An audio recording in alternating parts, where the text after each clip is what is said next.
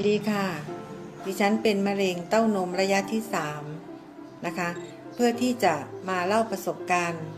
ตรงที่ตัวเองประสบอยู่ตรงนี้ดิฉันเข้าการรักษาพยาบาลด้วยการผ่าตัดในวันที่26กุมภาพันธ์2562นะคะตอนนี้ดิฉันก็มีอาการที่ว่าคำว่ามะเร็งดิฉันก็กลัวนะคะกลัวจนไม่รู้จะทำยังไงดิฉันก็ศึกษาในเว็บต่างๆไม่ว่าจะเป็นอาหารการกินยารักษาโรคที่จะควบคู่กับแพทย์แผนปัจจุบันเพื่อที่จะให้ตัวเองนั้นหายขาดจากโรคมะเร็งนะคะดิฉันกลัวนะคะบอกเลยว่ากลัวมะเร็งแต่จู่ๆวันหนึ่งดิฉันได้ลางานนะคะก็มาดูในเว็บต่างๆที่เกี่ยวกับยารักษามะเร็งดิฉันได้ไปเจอตัวหนึ่งนะคะจากดิฉันได้ฟังคลิปวิดีโอของป้าดวงนะคะตรงนี้ตอนแรกดิฉันไม่เชื่อนะคะว่ามะเร็งมันจะหายได้อย่างไรดิฉันก็เลยเข้าไปดูเคสของป้าดวงบอกว่าอาการของป้าดวงหนักมากดิฉันก็บอกว่ามันใช่เหรอมันหายจริงเหรอคำว่ามะเร็งนะคะดิฉันก็เลยไปเจอตัวนี้นะคะผลิตภัณฑ์ตัวนี้คือเซอร์นาตินดิฉันทานนะคะดิฉันทาน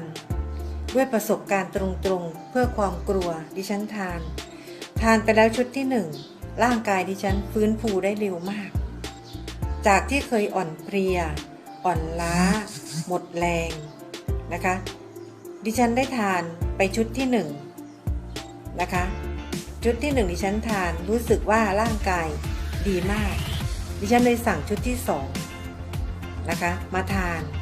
ชุดที่2ดิฉันสามารถไปไหนมาไหนได้ไปห้างสรรพสินค้าไปล่องแพไปตลาด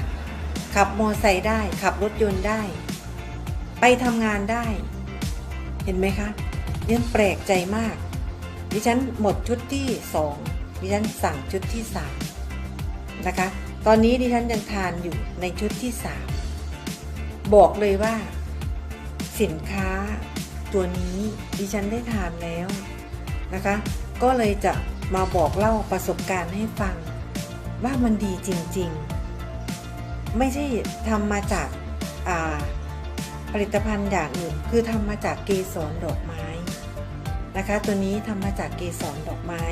ไม่ได้เป็นอันตรายใดๆทั้งสิ้นดิฉันลองแล้วก็ทานแล้วนะคะรู้สึกว่า